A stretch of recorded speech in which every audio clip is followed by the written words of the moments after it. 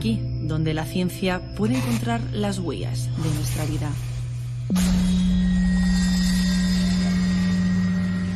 Una vida que a veces esconde secretos y deja un rastro de pistas falsas.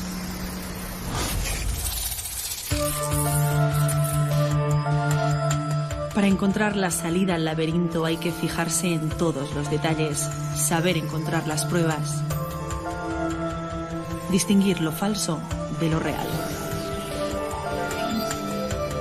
Porque vivos o muertos, siempre dejamos un rastro. Esto es ciencia forense.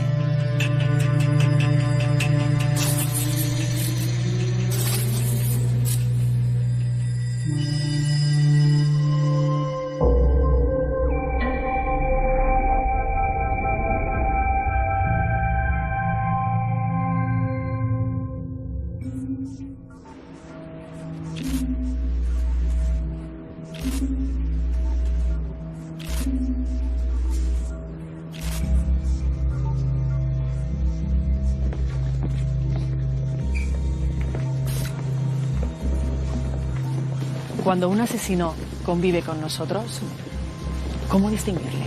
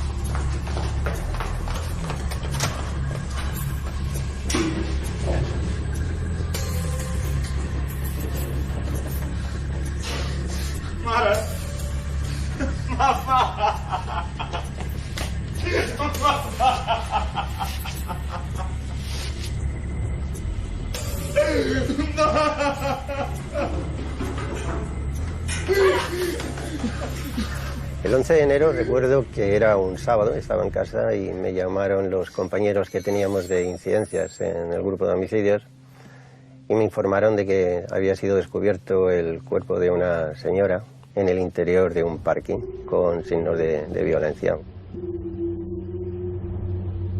Era una mujer casada con 4 hijos que residía en la finca y trabajaba en una inmobiliaria. Sobre las 13 horas había abandonado su puesto de trabajo y tal como abandonaba el trabajo, pues llamó a su hija, llamó a su casa y le comentó a la niña que iba ya de camino para casa, ahora voy para allá. La mujer pues llegó a su domicilio, aparcó su vehículo, pero no apareció por casa. Inmediatamente se trasladó allí a los inspectores y también se dio aviso a la Brigada Provincial de Policía Científica para hacer la inspección ocular. Por mucho oficio que un policía tenga, nunca se está lo suficientemente preparado para enfrentarse a una escena de un crimen. ¿Hay tanto dolor en esta angosta escalera? Comprobamos que había manchas de sangre de distintas formas, sangre en proyección, sangre en caída o en goteo, lo cual indicaba que se había producido un forcejeo. Vemos que a la señora pues, le falta el bolso. No obstante, pues bueno, aparece un pendiente y tenía otros efectos personales, como era un reloj, tenía un colgante y son joyas que no se habían llevado.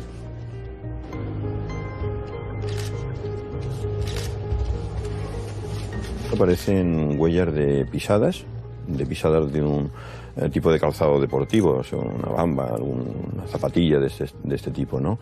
Aparecen colillas.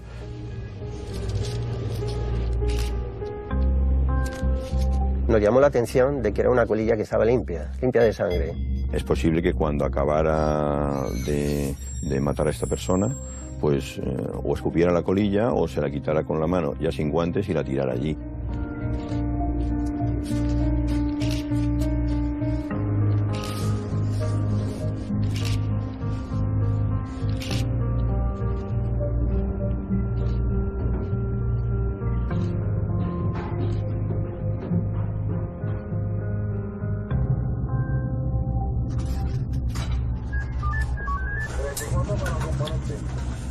Un objetivo fácil.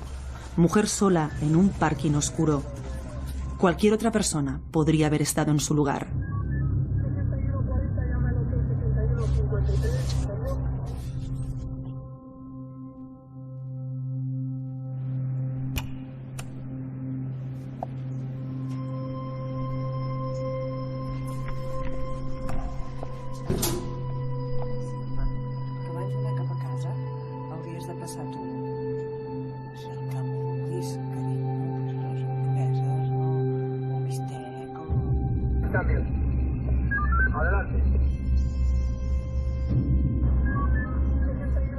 Sin duda, el destino es muy caprichoso.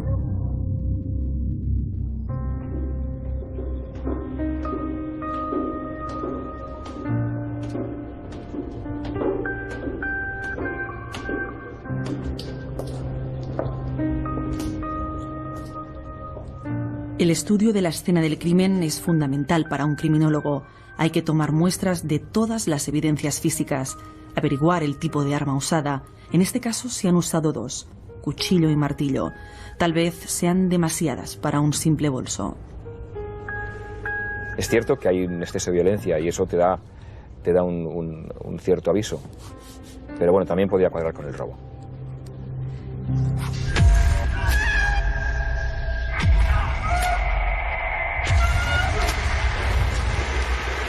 Pero sin duda lo más importante es reconstruir mentalmente lo ocurrido.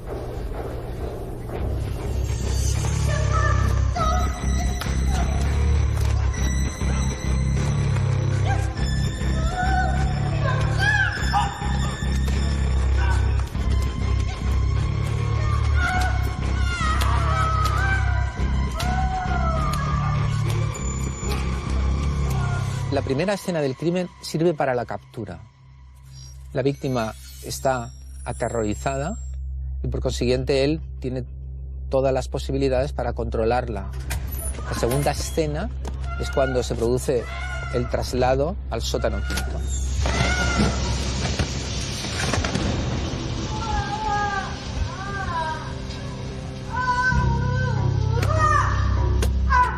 Y se produce un asesinato terrible. Durante mucho tiempo se produce pues lo que podremos denominar una percusión continua sobre la cabeza con la ayuda del martillo.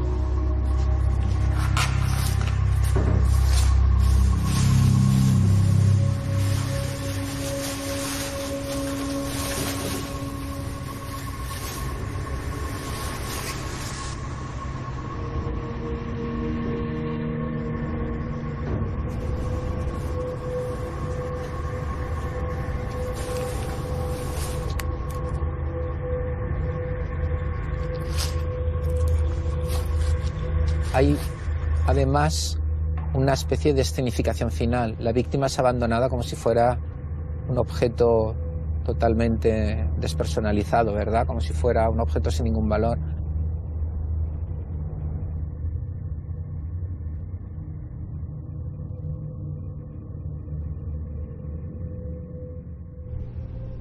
Hay algo extraño en este parking, una atmósfera de miedo y secretos. Y además en el momento en el que nos encontrábamos ya en el lugar, con la comisión judicial,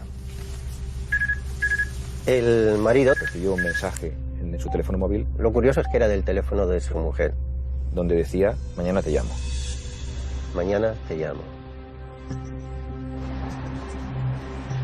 Una llamada misteriosa que invita a esperar, pero una investigación por asesinato no puede permitirse ninguna pausa. Entre lo robado constaba una tarjeta de crédito. Del seguimiento de esa tarjeta de crédito se pudo conocer que alguien había extraído dinero de un cajero automático. En un cajero de la calle Balmes, en el 350, cerca del metro de Padua. Pero tuvieron que utilizar el PIN. Suponemos que el número secreto, el PIN, lo consiguió bajo amenaza, bajo coacción, o la víctima podía tenerlo apuntado.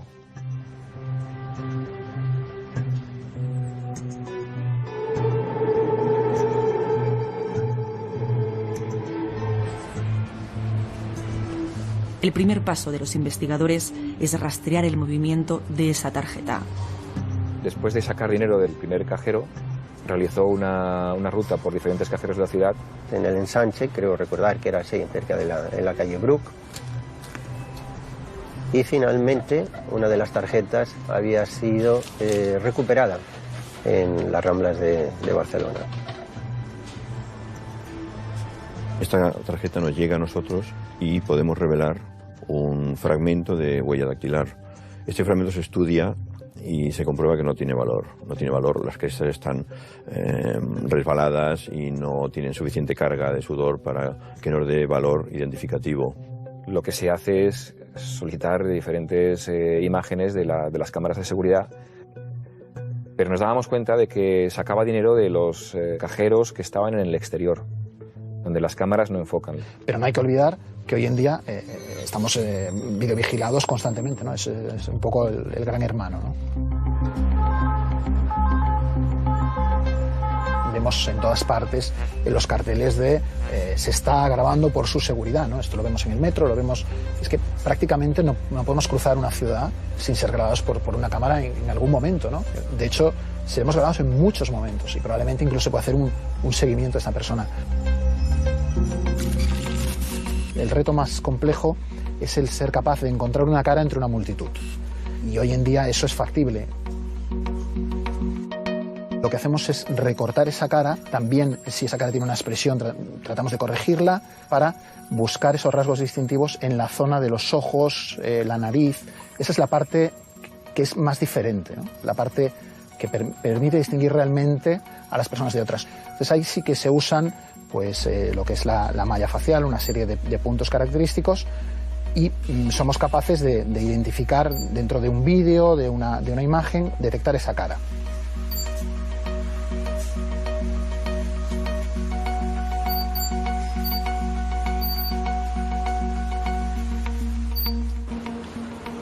Empezamos a recabar diferentes imágenes de distintos comercios y entonces una vez que las visualizamos recuperamos un fotograma de un banco que estaba próximo a donde lo había empleado en la calle Bru, donde nos aparecía una persona muy difuminada, no valía para identificación.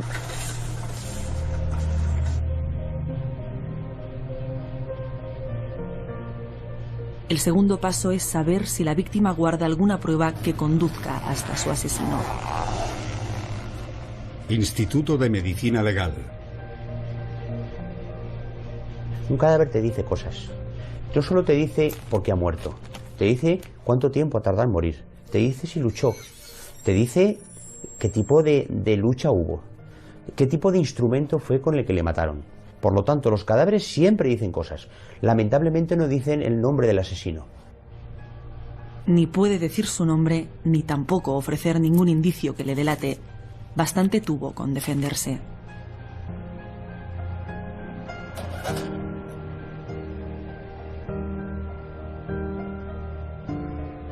Múltiples heridas defensivas en extremidades superiores que evidencian lucha entre occiso y agresor. En la autopsia comprobamos que tenían numerosas heridas de arma blanca por todo lo que es la parte superior del tórax. Y esto indicaba que había habido una gran carga emocional, ¿no? Pero bueno, podía ser debida también al hecho de la defensa que ofreció la víctima, ¿no?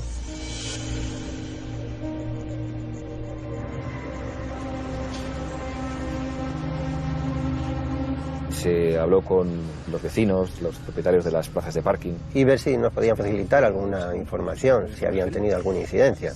Pero no era un parking, digamos, que fuese conflictivo, sino todo lo contrario. El tercer paso es el más tedioso. Buscar, buscar y volver a buscar. No teníamos huellas identificativas, ninguna información concreta. Vamos a tratar de conseguir la mayor información posible, ¿no? Como es el ámbito penitenciario, algún departamento de psiquiatría, y todo esto combinado con nuestras bases de datos para ver luego las posibles conexiones que pudiera haber con delincuentes que habían sido detenidos con anterioridad, con instrumentos contundentes o con armas blancas. Realmente era buscar una aguja en un pajar. Porque se trata de una persona que no tenía antecedentes, estaba totalmente blanca, con lo cual teníamos que encontrar, identificar a una persona de la cual no teníamos nosotros ninguna información a nivel policial.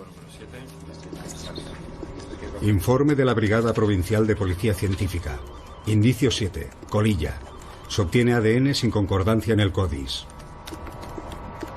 Claro, tú tienes una colilla con ADN, vale. ¿Y qué haces con esa colilla? ¿Con quién cotejas, no? Resultado dubitado. Pendiente de identificación.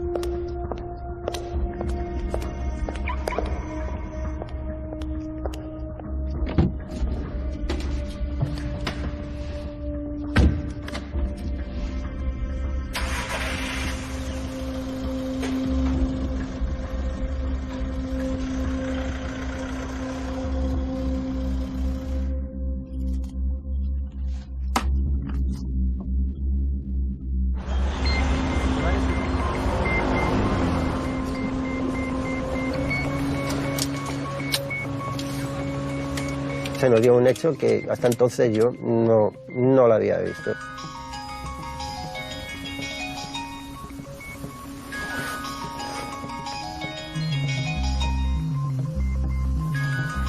La anunciada llamada misteriosa altera toda la investigación. ¿Sí? El marido empieza a recibir llamadas de extorsión. Sí. El autor le exige una cantidad de dinero para darle información. Y tenemos que montar un equipo paralelo dirigido exclusivamente al tema de la extorsión. Las llamadas comprobamos que se las realizan de diferentes cabinas telefónicas.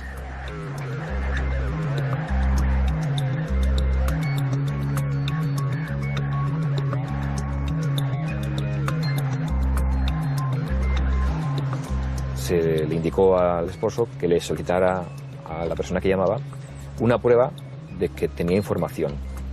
Y en este caso el extorsionador o extorsionadores le facilitaron el número PIN de la tarjeta de crédito que había sido utilizada. Es el 4444. 4444. Eso nos llevó a pensar que el que llamaba o era el asesino o era una persona muy, muy cercana al asesino.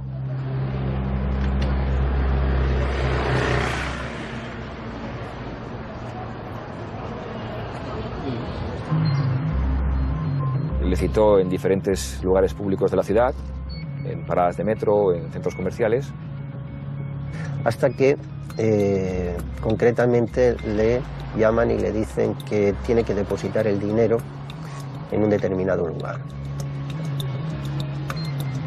Le exigió 2.000 euros y que los depositara en un bar, en un sitio concreto, en el aseo y detrás de la escobilla del váter. Es un lugar que tenía que ser sobradamente conocido por por los extorsionadores. También le dijo que le dejaría la información en una cabina de una calle determinada. Cuando fuimos a la cabina, en la cabina no había ningún tipo de información y se le indicó al marido que no dejara ningún dinero. Era una única persona la que se había puesto en contacto con el marido. De toda la población de Barcelona, al final hay que llegar a una única persona. Y al principio es inmenso. Tienes una voz. Por cómo se expresa, era una persona de relativa cultura. Que hablaba en castellano y en catalán, y que era una persona relativamente instruida también, y que no era vulgar. Es un hombre.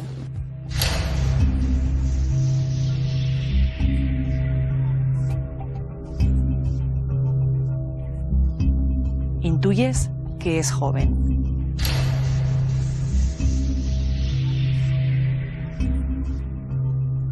De momento sabemos que es un varón y que es español. Ya podemos limitar algo. Poco, pero algo. Y también sabes que aún te queda mucho para llegar hasta él.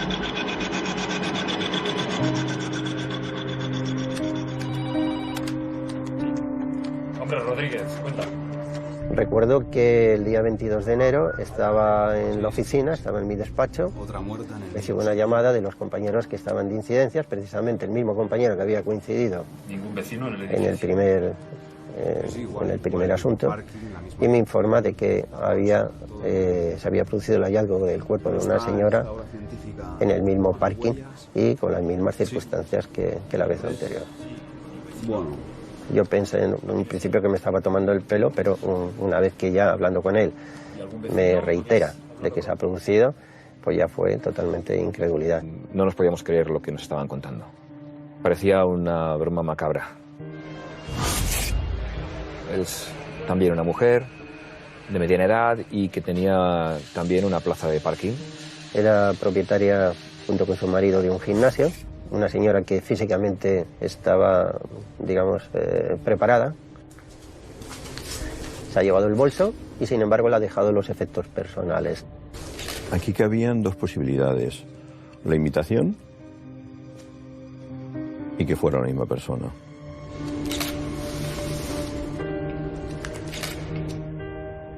Después de examinar detenidamente las dos inspecciones oculares, ver cómo aparecen las víctimas, ¿no?, ya nos decantamos más por determinar que ha sido la misma persona. Sobre todo porque el arma que emplea, el arma contundente, es de las mismas características. En esta segunda víctima había más violencia si cabe. Estábamos ante probablemente un psicópata que había matado 2 veces y que probablemente podía volver a actuar.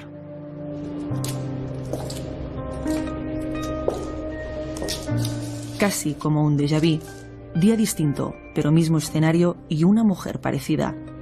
¿Este crimen es la consecuencia de un error anterior o es que el asesino busca otra cosa de sus víctimas? Es una fantasía que exige una victimología muy restringida, muy precisa. Era una mujer de estatus burgués que representaba la plenitud de la vida, que había triunfado, en el sentido que pudiera pensar el asesino, que implica triunfar como vivir en esa situación socioeconómica. Es una ira hacia esas mujeres, una ira hacia esa vida que no le ha correspondido. Y ese es el mensaje final, ¿no? Sois basura y este es el trato que os merecéis.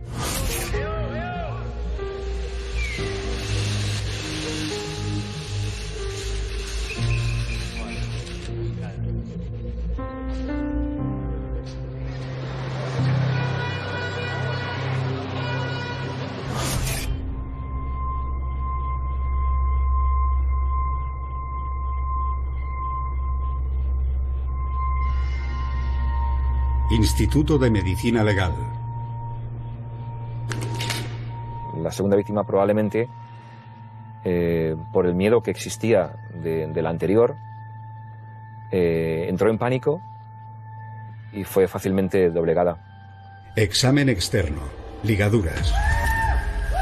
Había empleado la mordaza, le había atado los pies, había utilizado también ataduras para las manos, había empleado en este caso grilletes y le había colocado una bolsa de basura más pequeña, pero sobre la cabeza, ¿no? Examen interno. Pérdida de masa encefálica. Lo que está claro es que él ya ha aprendido. Es más práctico, utiliza un arma en vez de dos para intimidar a la víctima.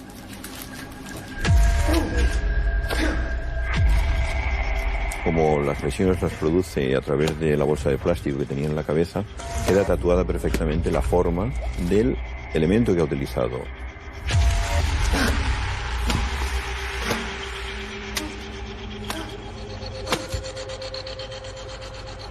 Murió como si fuera un punching ball de estos donde los boxeadores golpean.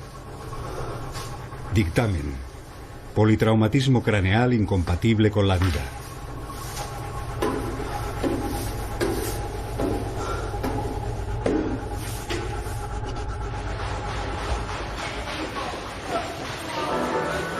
Temor en el barrio del Puget tras el asesinato de dos mujeres en un aparcamiento. Ambas se parecían físicamente y aparcaban su coche en la misma plaza, aunque en plantas distintas. La policía insiste en que tiene varias líneas de investigación abiertas, aunque no ha trascendido ninguna. Yo lo que quiero saber es cómo si hace el día 11 mataron aquí a una señora, que mi mujer estuvo toda la semana sin venir, ¿cómo es posible que no hubiera la más mínima vigilancia de nada?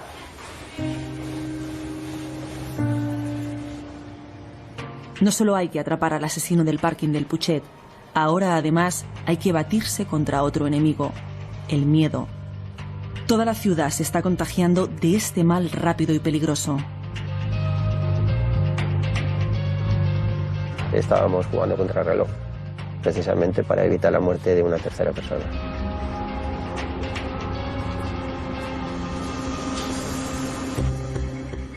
Volver a los interrogatorios, volver a revisar todos los pasos anteriores. En alguna parte ha tenido que dejar su rastro. La presión mediática era importante, el ciudadano quería una respuesta inmediata, quería saber qué pasaba allí.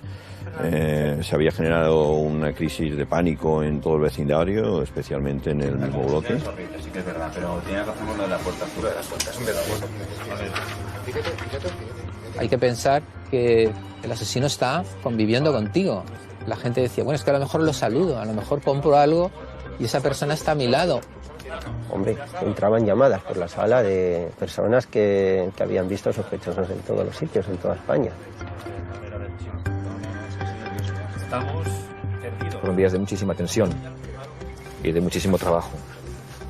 Y cada día había una reunión de los distintos jefes de brigadas y con el jefe del grupo de homicidios. Ahora sí que estamos en un auténtico problema, porque a partir de aquí, ¿qué vamos a hacer para parar a esta persona, dado que teníamos prácticamente claro que lo iba a repetir.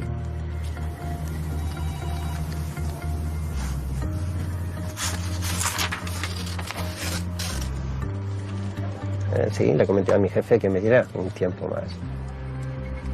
3 días. Día 1. El rastro.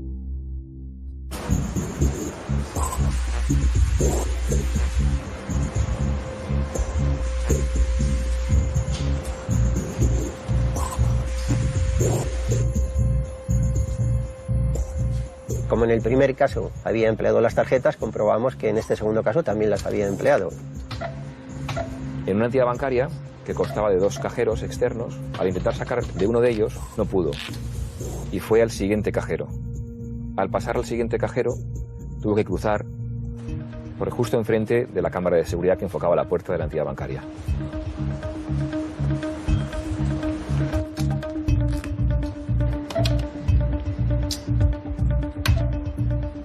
Y un dato importante, la cámara de seguridad de un centro comercial que también le enfocó desde la parte de arriba. Al enfocarle desde la parte de arriba, dejó ver una incipiente calvicie. Tenemos varón, joven, flaco, pelo muy corto y con una incipiente coronilla. Eso unido a los datos que teníamos del primer perfil básico, español, de cierta cultura, y que hablaba catalán y español perfectamente. Ahí ya teníamos algo más. Ahí ya podíamos buscar algo más. Día 2. La emboscada.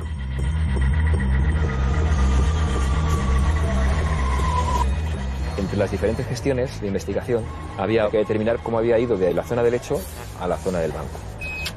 Y existían varias posibilidades. Una de las opciones fue que en la zona del hecho había una parada de los ferrocarriles de la Generalitat. Se solicitaron las cámaras de vigilancia y se visionaron las imágenes. Solamente de la estación de Pado había más de 300 horas para visualizar.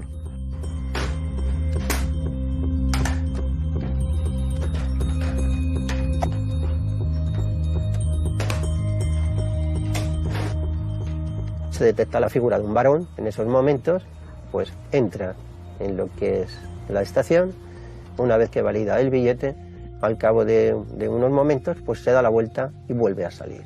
Nos damos cuenta de lo que lleva es una cartera, que es la cartera que acaba de arrebatarle a la segunda víctima. Y él, cuando mira esta cartera, lo que busca es más tarjetas para poder utilizarlas en algún cajero a ver si le funcionan, ¿no? Como queda registrado cuándo entra y cuándo sale, en todas las ocasiones, pues se comprueba que efectivamente no ha podido ser otra persona.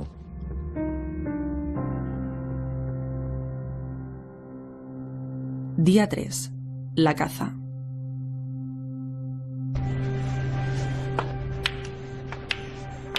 No sabíamos todavía la identidad de esta persona. ¿Qué hicimos? Establecer un dispositivo de vigilancia de manera muy discreta. Nos centramos en sectores de cabinas telefónicas que habían sido empleadas en la extorsión,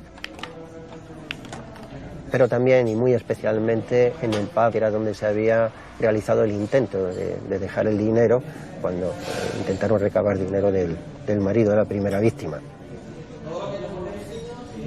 Con las vigilancias que nosotros habíamos establecido llegamos a obtener 3 personas, nada más.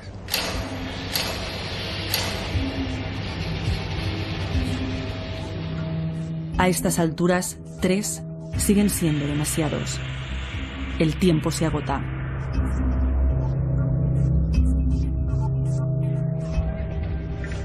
En una de estas vigilancias, los inspectores que nos encontrábamos en el bar, detectamos a una persona que al entrar comenzó a hablar con el camarero y que incluso llevó unos palos que tenía de billar, los llevó y los introdujo en un trastero.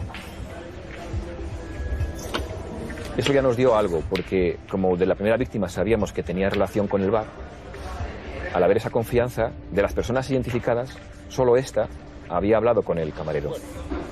Pero lo que determinó que probablemente nos encontrábamos ante el autor fue que al despedirse, cuando se salía por la puerta, la luz del bar incidió de tal forma en él que apareció la incipiente coronilla que reflejó la cámara del centro comercial. Y en ese momento, como policía, nos dimos cuenta de que estábamos ante el asesino. Juan José Pérez Rangel.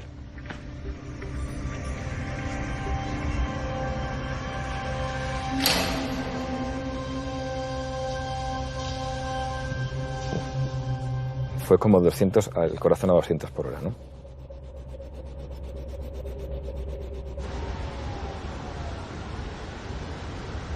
Él residía en el barrio de La Mina, un barrio de clase trabajadora, de clase sencilla, de gente sencilla. Era una persona que tenía deudas, cerca de unos 10.000 euros, llevaba acumulados de deuda, tenía un trabajo o había tenido un trabajo en una empresa de hilados fuera de Barcelona, y que se había despedido voluntariamente sin dar ningún tipo de justificación precisamente el día 8. Es decir, 3 días antes, digamos, de que se cometiera el día 11 el primer homicidio. Quisimos saber cuál era su relación con el parking y por qué una persona, o esta persona, había actuado desplazándose desde el barrio de La Mina hasta el barrio del Putxet, un barrio de clase media alta.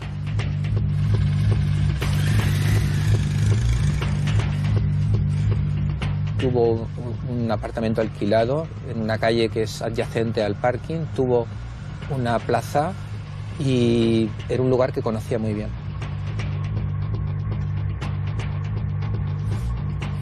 Precisamente había alquilado una plaza para una moto un año antes, con la cual había realizado el contrato, le habían dado las llaves y demás de las puertas que permitían acceso. Una vez que él comprobó que él no podía vivir ahí porque no tenía dinero ni ningún medio racional de estarlo, decidió que si no podía vivir sí que podía matar. Entonces, él quería matar en un lugar donde jamás sería aceptado. Porque para él no tenía sentido matar en otro lugar. Él quería matar a aquellas mujeres que ni siquiera repararían en él en la cola de un supermercado.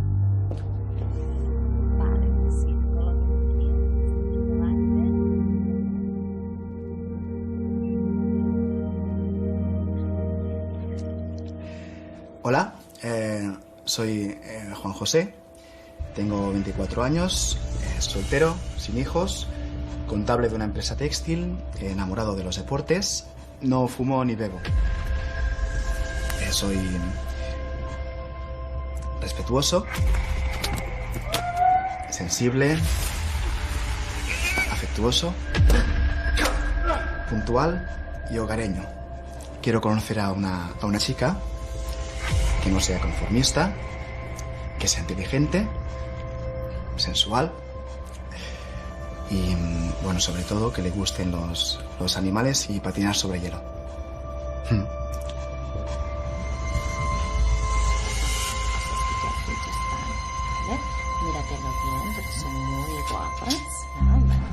Cuando analizamos toda su vida, detectamos que había acudido a una agencia de contactos y que les había abonado una cantidad de unos 600 euros por establecer contacto con una joven rusa, y nos recordaron que Pérez Rangel le dieron una cita un día en el aeropuerto del Prat, precisamente el día 11.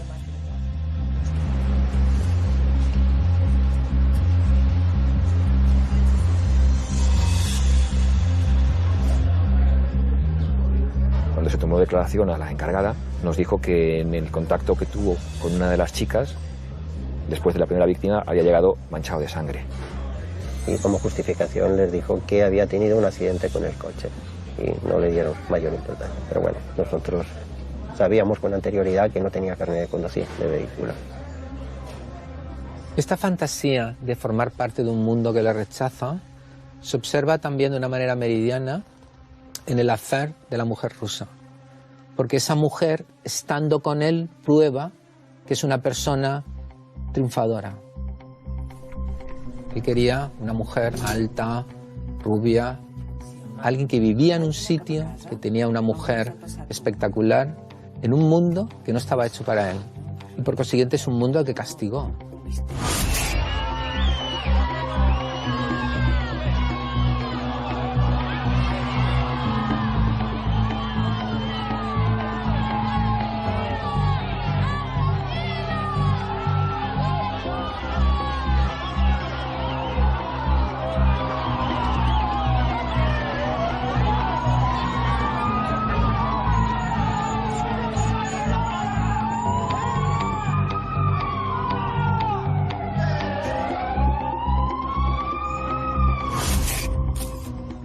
Después de detener al autor de los homicidios, entonces sí que podemos hacer toda una serie de pruebas. A él se le obtiene material genético y se comprueba que la colilla que apareció en el primer cadáver pues era suya. Y esto es una identificación plena, esto es ciencia forense.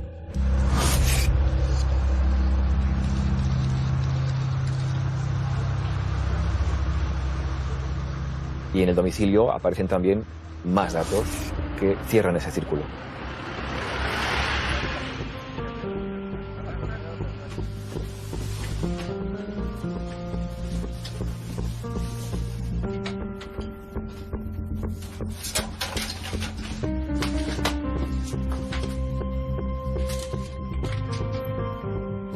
Concretamente, aparte de unas llaves de grilletes, aparecieron unas anotaciones que se comprobó que correspondían a vehículos que aparcaban en el parking del Putxet.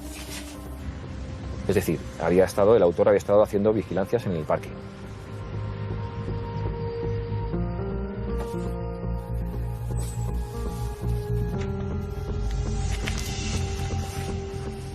No reaccionó, no puedo decir que reaccionase de una u otra manera porque se mantuvo totalmente frío, como si no fuera con él aquello.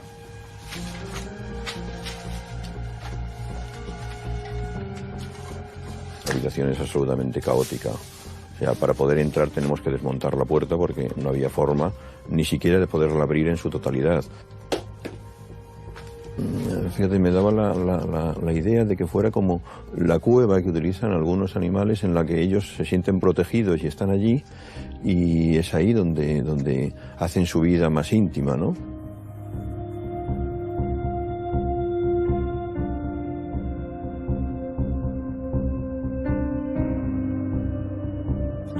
Cuando terminamos el registro, nos pidió si podía llevarse un libro. El libro era El Señor de los Anillos.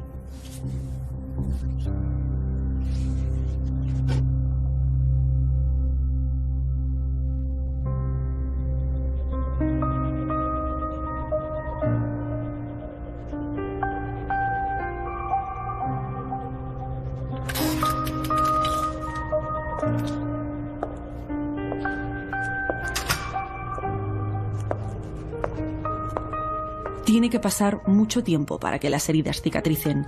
Más de una década después, el parking del Putxet ha vuelto a ser uno de tantos garajes de Barcelona. Pero tras sus columnas sigue escondida la incógnita sobre el móvil de los asesinatos. Es importante saber el móvil. Es importante. A veces queda difuminado. A veces no está tan claro como un móvil simplemente económico o una venganza. A veces queda muy dentro de la persona, muy dentro de la mente de la persona, ese tipo de hechos. Y yo creo que este es uno de esos casos. No tuve ninguna respuesta, ni en un sentido ni en otro. Con lo cual, pues en principio, lo que estaba pasando por su mente no lo sé en esos momentos.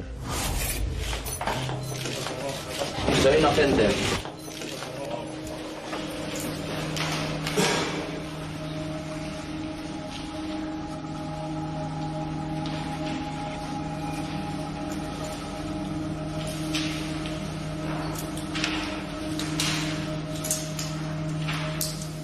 Juan José Pérez Rangel tiene un secreto. Es algo turbio, oscuro. Es el hombre de la doble cara. El niño bueno, inocente que se presenta ante ustedes y el que mata salvajemente cuando no le ven. Fíjense el absoluto control del acusado durante todo el juicio. Cómo ha controlado sus palabras, sus gestos, sus ademanes. Se ha controlado todo el tiempo. ¿Por qué mata? Mató a María Ángeles y a Maite por la razón más insignificante. Porque eran mujeres. Si en esta ocasión no hubo una tercera víctima, fue porque la policía lo impidió.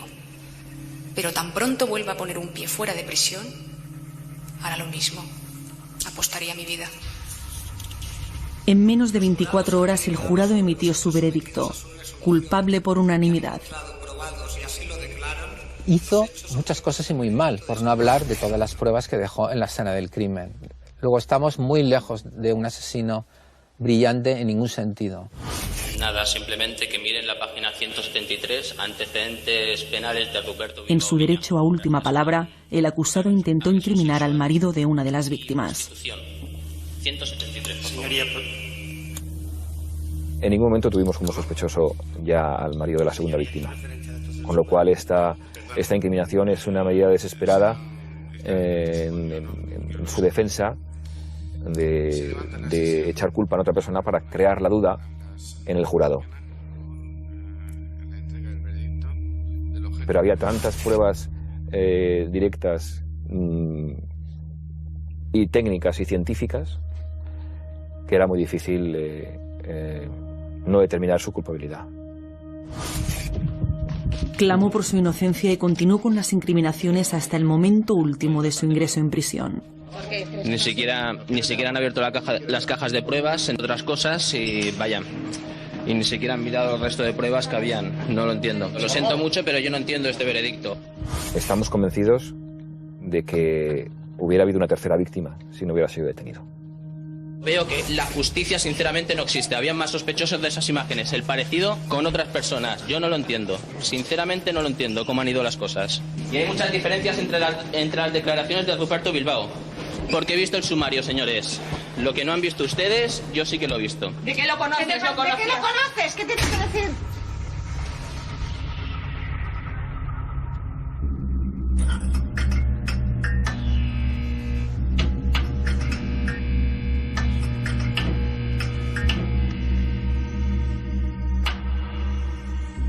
En 2004, Juan José Pérez Rangel fue condenado a 52 años de prisión por 2 delitos de asesinato con alevosía y ensañamiento de María Ángel Ribot y Maite de Diego. La sentencia fue ratificada por el Tribunal Supremo. Las armas de los asesinatos nunca fueron halladas.